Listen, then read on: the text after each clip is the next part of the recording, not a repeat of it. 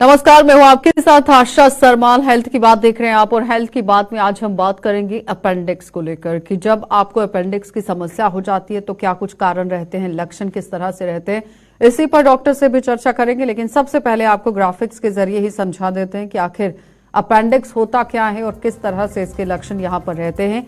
तो देखिए, अपेंडिक्स शरीर में मौजूद एक ऑर्गन होता है जिसकी वजह से आपको परेशानी हो सकती है, और काफी तरीके से जब परेशानी होती तो आपने देखा कि ये दर्द किस तरह से महसूस होता है। तो वर्तमान समय में अपेंडिक्स का कोई भी उपयोग नहीं है, इस तरह से बात कही गई है, क्योंकि अपेंडिक्स क्या है ये आप समझ रहे हैं। और अपेंडिक्स जो है वो असल में अपेंडिसाइटिस की ही ये बीमारी है। तो अब इसी बीमारी पर चर्चा करना भी बहुत जरूरी है कि किस तरह से ये हो जाती है।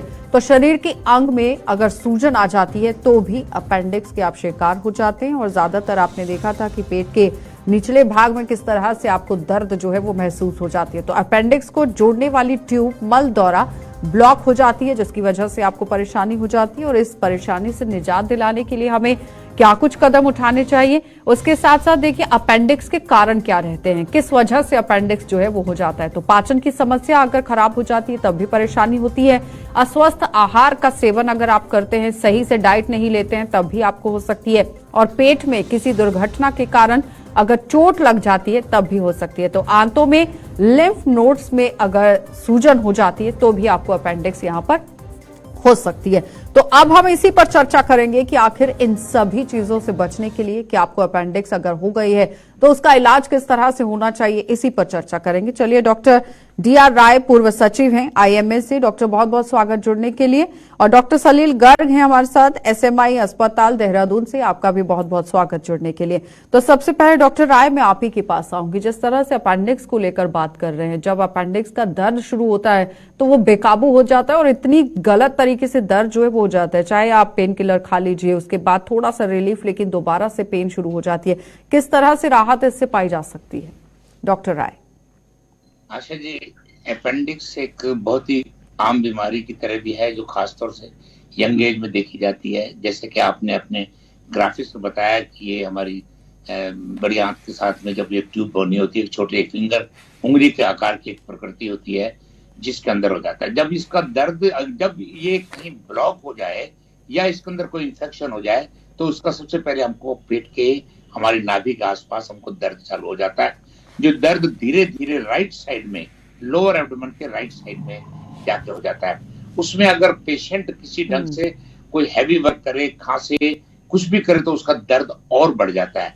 या अगर वो अपना पेट को बल थोड़ा सा आगे झुकने की कोशिश करता है तो राइट साइड में और उसको दर्द होने लग जाता है। इसकी वजह से क्या होता है कि इसको थोड़ा सा बुखार भी हो जाता है, कभी कभी उल्टियां भी आने लग जाती है, कॉन्स्टिपेशन भी हो जाता है। तो ये चीजें हो जाती हैं अपेंडिक्स के अंदर। और इसका जहां तक सवाल आपने इलाज के लिए कहा है, तो इलाज इसका एक ही है कि इसको इमीडिएटली ऑपरेशन, अगर इस कंडीशन में मरीज होता है कि अपेंडिक्स का एक्यूट इन्फेक्शन है तो उसको अपेंडिक्स निकाल देते हैं। अगर वो कहीं सीटी वगैरह में हमको पता लगे कि वो उसके अंदर कोई एब्सेस भी बन गया है या कोई और चीज आ गई है या वो पेट के अंदर फट चुका है, तब उसको सोचना पड़ता है कि हम उसको कंजर्वेटिव ट्रीटमेंट दें या उसको अपेंडिक्स। लेकिन सिवाय ऑपरेशन के टाइम बीइंग आप उसको पेन रिलीविंग एंटीबायोटिक्स देके कंट्रोल कर सकते हैं। जी डॉक्टर सलील, अपेंडिक्स में म्यूकस के जमाव के कारण बताया गया है कि हो जाता है, ये म्यूकस का जमाव किस तरह से हो जाता है और इससे बचना किस तरह से? Asha ji, appendix, inflamed appendix के कई सारे कॉजेज हैं, जिसमें म्यूकस तो देखिए बॉडी का एक नेचुरल प्रोडक्ट है जो कि वो होता है। साथ में क्या होता है, कई बार बैक्टीरियल इन्फेक्शन हो जाता है, फीकोलिट्स हो जाते हैं। जैसे कि सर ने बताया कि एक वेस्टिजियल ऑर्गन है, तो इसलिए जो है, और लिम्फेटिक ऑर्गन है ये, इसमें जो चारों तरफ ये है, इसका थोड़ा एंटी इन्फ्लेमेटरी और इन्फेक्शन से फाइट करने का भी रोल रहता है। तो जब भी 28 फीट लंबी हम लोगों की आंत होती है, और ये जो है at the junction of ileocecal junction जिसको हम कहते हैं, जहाँ पे छोटी आंत बड़ी आंत से मिलती है, वहां पे सीकम के नीचे रहती है। तो कभी भी, और स्पेशली यंगर पीपल में जहाँ पे इन्फेक्शन के चांसेस ज्यादा रहते हैं, इनमें ये ज्यादा पाया जाता है। तो जब ये वहां पे हुआ और इन्फ्लेम हो गया, वहां पे सूजने लग गया, तब हम इसको अपेंडिसाइटिस कहते हैं और तब इसकी परेशानी शुरू होती है और तब इसकी वजह से तकलीफें शुरू ठीक। होती है। जो पेट का दर्द होता है, जो सर ने बताया राइट साइड में लोअर क्वाड्रेंट में दर्द होना, उल्टी आना, सबसे पहले जनरली कई बार क्या होता है, पहले रिफर्ड पेन होता है। कई बच्चे होते हैं कि जो रात को उठते हैं वो कहते हैं कि मेरे भी पेट के बीच में दर्द हो रहा है, जस्ट स्टर्नम के नीचे, और फिर धीरे धीरे करके वो बढ़ता नीचे चला जाता है और वहां पे टेंडरनेस और आपको पेट दर्द की परेशानी मिलती है। ठीक है साथ डॉक्टर में राय, जिस तरह से बात हो रही है अपेंडिक्स को लेकर, किस उम्र में ये होती है या फिर छोटे बच्चों को भी हो सकती है? पर्टिकुलरली कोई एज रहती है अपेंडिक्स होने की? अपेंडिक्स की जो 20 के अंदर ये बहुत ज्यादा पाया जाता है, लेकिन जो ग्रोइंग मदर्स या तो बुढ़ी मदर्स होती है उनमें भी होता है और इवन छोटे बच्चों को अंदर भी होता है। लेकिन जो मैक्सिमम कॉमन एज है उसकी टीन्स एंड 20s की एज ज्यादा कॉमन कहलाती है, ये उनके अंदर ज्यादा होता है। और उसके आपने साथ और साथ क्या अगर पूछा? डॉक्टर सलील, जिस तरह से अपेंडिक्स को लेकर ही बात हो रही है और उन्होंने बताया कि 10 से 30 साल की उम्र में इसका खतरा ज्यादातर बढ़ जाता है, लेकिन कुछ पेशेंट ऐसे भी होते हैं कि जब पेन हो रही है और अपेंडिक्स की जो वेन है या जो ट्यूमर है वो फट जाता है, तो फिर क्या समस्या यहाँ पर आ सकती है? आशा जी, ये बड़ा सिंपल सा वो है। नॉर्मली जैसे सर ने बताया, ये कॉमनेस्ट एज है young males, young adult males में सबसे ज्यादा कॉमन होता है। फीमेल्स में भी होता है, बट जो प्रायोरिटी ग्रुप है वो यंग एडल्ट मेल्स है। इसीलिए ये बहुत सारा कॉमन हुआ करता था, specially in young soldiers, naval personal. So much so कि जब पहले शिप्स सेल किया करते थे तो आप सर्जरी नहीं कर पाते थे, निकाल नहीं पाते थे, तो ऑशनर शेरिन रेजीम करके एक रेजीम आई थी जिसमें एंटीबायोटिक्स और ये सब लिया जाता है, जिससे आज की तारीख में एवोल्यूशन हुआ है और कई बार जो है कंजर्वेटिवली भी अपेंडिक्स को मैनेज करते हैं। पर कई बार अपेंडिक्स को कंजर्वेटिवली मैनेज करते करते क्या होता है कि वहाँ इतना इन्फ्लेमेशन हो जाता है और फट जाती है अगर वो अपेंडिक्स, तो पूरा पेरिटोनाइटिस होने का बहुत चांस रहता है या बर्स्ट वो होने का होता है। कुछ लोगों में ये जरूर हो जाता है कि उसके चारों तरफ एक झिल्ली बन जाती है और वो उस एरिया में बन जाता है एपेंडिकुलर लंप जिसको कहते हैं। पर आम तौर पर ये फैल जाता है और पूरे में पेरिटोनाइटिस होने की वजह से इन्फेक्शन हो जाता है और पेशेंट को काफी दर्द और सेप्टिक भी हो जाता है पेशेंट। ठीक है डॉक्टर राय, क्या ये ट्यूमर है, जिस तरह से बात हो रही थी कि एक भाग जो है वो सूज जाता है जिसकी वजह से अपेंडिक्स की परेशानी शुरू हो जाती है, लेकिन क्या इसे हम ट्यूमर कह सकते हैं? आशा जी, जहां तक आप ट्यूमर के सवाल है, बहुत ही रेयर केसेस के अंदर ट्यूमर अपेंडिक्स का पाया गया है, लेकिन इसका जो मेन कारण बताए गए हैं, एक तो इसके अंदर फिकोलिक आके कोई मल हमारा फंस जाता है या इसको बैक्टीरियल इन्फेक्शन हो जाता है, पैरासिटिक इन्फेक्शन होता है, वायरल इन्फेक्शन हो जाता है। वैसे बॉडी के अंदर दो तरह के गार्ड पाए जाते हैं जिसको हम बॉडी गार्ड्स कह सकते हैं। आप एब्डोमेन के अंदर ये अपेंडिक्स है और गले के अंदर हमारे टॉन्सिल्स हैं।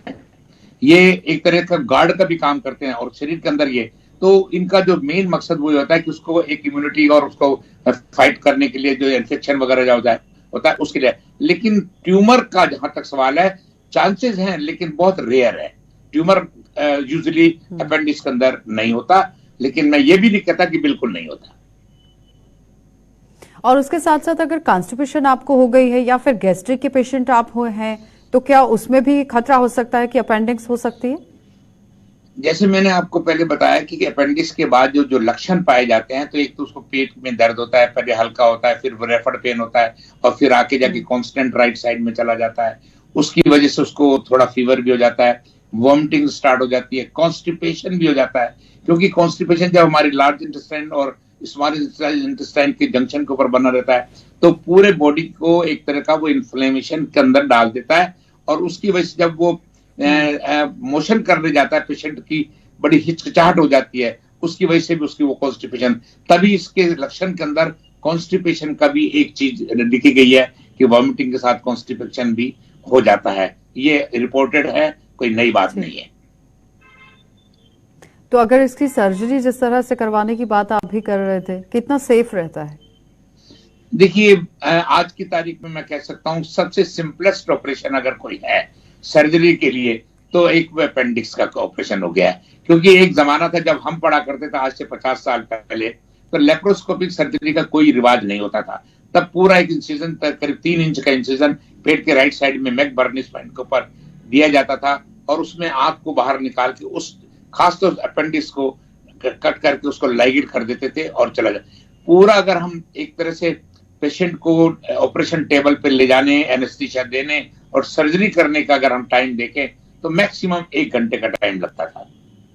लेकिन आज की तारीख में तो लेप्रोस्कोपी आ गया, तो डॉक्टर सर्जन है लेप्रोस्कोपी से कर देते हैं, जिसे मुश्किल से एक कहना चाहिए वो आधे इंच का इंसिजन लगा के उसको ऑपरेट कर देते हैं, और विद इन 24-36 आवर के अंदर पेशेंट को हम घर भी भेज देते हैं। कोई इसकी बात नहीं। हाँ, अगर इमरजेंसी के अलावा अगर कहीं वो जैसे वो लंप बन गया और वो एक्सेस बन गया और वो जाके अपेंडिक्स वहां से बस्ट हो जाता है, जैसे डॉक्टर साहब ने बताया कि पेरिटोनाइटिस हो जाती है, वो एक लाइफ थ्रेटनिंग इन्फेक्शन कहलाता है। कभी भी इसको माइल्डली नहीं लेके डॉक्टर की सलाह ली जाए कि अगर कहीं वो लंप बन गया और वो फट गया तो लाइफ थ्रेटनिंग भी है, जिससे हमको बचने की खास जरूरत है और प्रिकॉशंस लेनी चाहिए। जहां तक सर्जरी का सवाल है, डॉक्टर सलील, उस लाइफ थ्रेट से बचने के लिए किस तरह से काम करना चाहिए पेशेंट्स को? जो ऐसे डॉक्टर साहब ने बताया, जो सबसे इम्पोर्टेंट चीज़ है, ये सर ने और हमने कोविड टाइम से काफ़ी एम्फेसाइज कर रहे हैं कि सेल्फ हेल्प सबसे अच्छी हेल्प नहीं है मेडिसिन में। सबसे इम्पोर्टेंट चीज़ है, जब आपको तकलीफ हो तो डॉक्टर के पास जाइए। पेट दर्द के कम से कम 50 रीज़न होते हैं और डॉक्टर्स ट्रेंड होते हैं वो 50 रीजंस को डील करने के लिए। अगर आपको यदि पेट दर्द हो रहा है तो खुद मत सोचिए कि मुझे अपेंडिक्स हो गया या मेरे को कॉन्स्टिपेशन हो गया या मेरे को तो पेट खराब रहता है। डॉक्टर के पास जाइए, आपको जितना अर्ली डायग्नोसिस होगा उतना अच्छा। इनफैक्ट अगर आप अर्ली पहुंच जाते हैं तो कई बार डॉक्टर्स को डायग्नोस करने में 6 घंटे से 12 घंटे लगते हैं, क्योंकि तब तक फीचर्स नहीं आए होते। पर उसका ये मतलब नहीं है कि अगर दर्द वापस परसिस्ट कर रहा है तो डॉक्टर ने उस चीज के बारे में सोचा नहीं होगा, डॉक्टर साहब ने उस चीज के बारे में सोचा होगा। और उस वक्त कई बार पेशेंट्स को, ताकि वो घबराए नहीं या उनको डराए नहीं, इसलिए कुछ खास वो बोलते नहीं है। उनको कहते नहीं आप ये लीजिए दवाई और जाइए और वापस आ जाइएगा 12 घंटे के बाद। लेकिन डॉक्टर सलील, जब एक बार ऑपरेट हो गया, चाहे आपने लेप्रोस्कोपी कराया है या फिर सर्जरी जिस तरीके से भी आपने करवाई है, एक बार अगर ऑपरेट हो गया है अपेंडिक्स, क्या दोबारा से भी हो सकता है? नॉर्मली अपेंडिक्स जो है एक बार ऑपरेट होने के बाद दोबारा नहीं होता, क्योंकि हम अपेंडिक्स को ही निकाल देते हैं। उसको जो लैप्रोस्कोपिक तो ये है कि एक आपने छोटी सी दूरबीन डाली और उसके थ्रू आपने जो है इंसिजन, एक ही छोटे से इंसिजन के थ्रू और काट के अपेंडिक्स को निकाल लिया आपने। जो ओपन होती थी उसके अंदर वहीं पे जाके आप जो है खोला करते थे उसको, लेयर्स को खोल के, और फिर आप अपेंडिक्स को निकाला करते थे। तो एक बार यदि आपकी अपेंडिक्स वहां से निकाल दी गई और प्रॉपर पेरिटोनियल टॉयलेट हो गया वहां पे, मतलब साफ सफाई हो गई और इन्फेक्शन की जड़ नहीं छोड़ी, तो फिर दोबारा अपेंडिक्स नहीं होता। पर तो अपनी लाइफस्टाइल को किस तरह से चेंज करने की जरूरत है? डाइट चार्ट को किस तरह से बदलने की जरूरत है? क्या उससे ठीक किया जा सकता है इसे? देखिए, there are no defined diets for preventing appendix, but एक अमूमन तौर पर, और जो बाकी चीजें हैं जो हम लोग पसंद करते हैं सबको बताना भी, और ये एक मॉडरेट डाइट जिसमें ज्यादा मात्रा जो है पेड़ पत्ती, मतलब वेजिटेरियन डाइट हो, is a important thing. That is the most important thing. हमारे लास्ट 50 साल में कल्चर बना है कि जब बहुत ज़्यादा एक्सेसिव नॉन वेजिटेरियन डाइट शुरू हो गई है, और पहले जो था, देखिए ह्यूमन बींग्स जो हैं बेसिकली ओमनिवोर्स हैं, something between herbivores and carnivores. हाँ, मेजॉरिटी हम लोग जो है हर्बीवोर्स हैं। तो once the diet is balanced और ग्रेन और प्लांट बेस्ड डाइट है, तो ये सब परेशानियां अमूमन तौर पे कम होती हैं। इनफैक्ट हम लोगों की किताबों में लिखा हुआ था, रॉबिन्स में, कि जो कोलोनिक कैंसर है that was virtually unknown in Japan because they were hardly consuming any beef. So ये सब वाले कॉन्सेप्ट जो है, सो आई थिंक एक healthy diet is a very important aspect. Doctor Rai, जिस तरह से हेल्दी डाइट को लेकर हम बात कर रहे हैं, उसके साथ साथ अगर जिस तरह से अपेंडिक्स को लेकर बात कर रहे हैं, ज्यादातर महिलाओं में नहीं है, पुरुषों में ये समस्या है, तो बचाव पहले ही किस तरह से किया जा सकता है? क्योंकि वैक्सीन का एक टीका है, वो भी क्या लगवाया जा सकता है, या कोई ऐसी वैक्सीनेशन है जिससे इससे बचा जा सकता है, या ये हर पुरुष को होनी ही होनी है? जहां तक वैक्सीन की बात आपने की, अपेंडिक्साइटिस के लिए कोई वैक्सीन नहीं बना जो आपको अगर एक बार लगवा लें तो आपको इन्फेक्शन नहीं होगा या अपेंडिसाइटिस नहीं होगा। रहा सवाल, जैसे डॉक्टर साहब कह रहे हैं कि अपनी लाइट डाइट और रेगुलर डाइट लेते रहें, तो छोटी सी एक्सरसाइज भी करते रहें, वो ठीक रहेगा, कभी उससे कोई परेशानी होने की बात नहीं है। बचाव का ये अपने सेल्फ इन्फेक्टेड जो कहते हैं ना, अपनी तरफ से आपने कुछ भी कोई ऐसा दोष नहीं किया कि जिसकी वजह से आपका अपेंडिक्स हो गया। ये तो बॉडी का एक मैकेनिज्म इस प्रकार का है कि अगर वहां पे पैरासाइट ज्यादा हो गया, बैक्टीरियल इन्फेक्शन हो गया, या उस ट्यूब के अंदर जाके फिकोलिथ वगैरह मल वगैरह वहां पे फंस गया, तब ये इन्फ्लेम होने लग जाता है। इन्फ्लेम्ड होने से इसकी साइज बढ़ जाती है और उसके बाद सारे साइन सिम्टम्स जो है ना, हमारी परेशानियां बढ़ने लग जाती हैं। लेकिन रोकथाम को कहे कि मैं जिस तरह से आंतों के अंदर लिम्फ नोड्स में सूजन बताई गई है डॉक्टर, जिस तरह से आप भी बता रहे हैं, तो उसमें सूजन ना हो, उसके लिए क्या करना चाहिए? नहीं, देखिए मैंने कहा ना आपको, ऐसी कोई चीजें सूजन ना हो, ये कुछ चीजें तो हमारे जेनेटिकली भी होती हैं, कुछ चीजें हमारे और चीजों से इन्फेक्शन हो जाती हैं। कांस्टेंट आपको रिकरेंट इन्फेक्शन होता रहे, पेट खराब होता रहे, तो आपको फिर कोई ना कोई इन्फेक्शन धीरे धीरे बढ़ता रहेगा। तो लेकिन ऐसी कोई चीज नहीं, मैंने आपको बताया, ये एक तरह के बॉडी के अंदर गार्ड का काम करता है अपेंडिक्स, एब्डोमेन के अंदर जो लिम्फ नोड की तरह ये एक तरह से करता है, सबको प्रोटेक्शन करता है, उसको प्रोटेक्ट करता है। लेकिन ये हमारे हाथ में नहीं है कि मैं कह दूं मुझे कभी भी नहीं होगा। और रहा सवाल, अगर आप देखें तो अपेंडिक्स इतना भी कॉमन है कि 70-80% लोगों को अपेंडिक्स होगा ही होगा, ऐसी भी कोई बात नहीं है। तो ये यंग एज के अंदर यूजुअली हो जाता है, इसको मैं कहूंगा ज्यादा परेशान ना होने की जरूरत है। लेकिन अगर पेट का कोई दर्द होता है, उसको ये मत मानिए कि ये अपेंडिक्स नहीं है, और ये भी मत मानिए कि मेरे को अपेंडिक्स ही है। अपने डॉक्टर से जरूर सलाह लीजिए। Let the doctor. तो फिर डिफरेंशिएट किस तरह से कर सकते हैं डॉक्टर? डिफरेंशिएट किस तरह से कर सकते हैं? क्योंकि कई बार ऐसा है कि अगर आपको गैस्ट्रिक है तो भी आपका मन खराब होगा, अपेंडिक्स है तो भी लक्षण है कि मन खराब होगा, तो फिर डिफरेंशिएट किस तरह से? डिफरेंशिएट करने के मैं एक लेमैन की तरह, आप not as a doctor, layman यानी कि जब जनता सुन रही है, अगर किसी के पेट में दर्द होता है और दर्द धीरे धीरे बढ़ जाता है और वो होने के बाद राइट साइड में जाके एक फिक्स हो जाता है, और अगर आदमी नीचे पेट के इस प्रकार से झुकने की कोशिश करता है और कोशिश करने से राइट साइड में उसका पेन और बढ़ जाता है, खांसी आती है, फिर पेन उसको होने लग जाता है, और अगर एंटीस्पाज्मोटिक मेडिसिन लेने के बावजूद वो उसका दर्द ठीक नहीं होता, क्योंकि इसके अंदर वॉमिटिंग हो जाती है, तो हम कहते हैं एंटीएमेटिक यानी उल्टी की दवाई ले लो। उल्टी की दवाई लेने से भी उसकी उल्टी नहीं रुकती है, और अगर थोड़ा सा भी फीवर हो जाता है तो ये मान के चलिए कि आपको अपेंडिक्स होने के चांसेस ज्यादा हैं। और अगर अपेंडिक्स नहीं है तो आपने कोई एंटीस्पाज्मोटिक ली तो हो सकता है आपका दर्द 5-6 घंटे के अंदर नॉर्मल हो जाएगा, आपकी उल्टी भी ठीक हो जाएगी। अगर इंडाइजेशन 2-4 आपको हो सकता है उल्टी हो जाए, उल्टी के बाद आपका जो गैस्ट्राइटिस हो रही थी वो भी आपकी ठीक हो जाएगी। डॉक्टर सलील, लेकिन अगर जिस तरह से पूरी तरह समझाया है डॉक्टर राय ने, लेकिन डॉक्टर सलील मैं आपसे ये जानना चाहूंगी कि पेट के अंदर अगर आपको कोई चोट लग गई है तो फिर किस तरह से उपचार करने की जरूरत है इमीडिएटली कि आपको अपेंडिक्स की परेशानी ना हो? क्योंकि अगर पुरानी चोट है तो वो अपेंडिक्स बन सकती है, इस तरह से कहा गया है। नहीं, ऐसा नहीं है। चोट लगना और अपेंडिक्स होना दोनों एक अलग चीजें हैं। अपेंडिक्स है एक छोटा सा ऑर्गन जहाँ पे किसी वजह से इन्फेक्शन होके इन्फ्लेमेशन हो गया, जिसको हम कहते हैं सूजन होना। इन्फ्लेमेशन के 4-5 फैक्टर्स होते हैं, रूबोर, कॉलर, डोलोर और स्वेलिंग। अच्छा, जो चोट लगी है, चोट लगने की वजह से कई बार क्या होता है कि ब्लड इंजरी हो जाती है पेट की, या जिससे जो है जब एक्सीडेंट्स होते हैं तो उसमें आते फट जाती हैं, पैनक्रियास में चोट लग जाती है, तो वो एक अलग चीज़ है। तो अपेंडिसाइटिस और चोट लगने में दोनों में अंतर है। ये बात है कि ये कोई नहीं मना कर रहा कि अपेंडिक्स को चोट नहीं लग सकती या लोअर सीकम को चोट नहीं लग सकती, और उस वक्त कई बार अगर हिस्ट्री हमारी प्रॉपर ना मिली हो हमें पेशेंट से, तो हम लोग मिस्टेक कर सकते हैं कि मे बी पेरिटोनाइटिस या इंटेस्टाइनल परफोरेशन को हम लोग जो है अपेंडिसाइटिस की तरह वो कर लें। बट इन जनरल अमूमन तौर पर 90% 99% ऑफ द टाइम जब आप डॉक्टर के पास जाते हैं तो सही डायग्नोसिस होकर सही इलाज हो जाता है, which is a very important factor. और हम लोग भी हॉस्पिटल्स में रहते हैं, हम लोग कितनी बार ये चीज हम लोगों ने देखी है कि ज्यादातर हम लोगों को परेशानी तब होती है जब पेशेंट ने या तो अपने आप को सेल्फ मेडिकेट किया हो या अननोन जिन लोगों को मेडिसिन के बारे में नहीं पता हो उन लोगों की मदद ली हो, या तीसरा जो है ज्यादा समय तक घरेलू पेन नुस्खे किलर्स चलाए। खाना कितना सेफ रहता है डॉक्टर सलील? एडवाइस नहीं किया जाता है, स्पेशली जब पेन एब्डोमेन हो या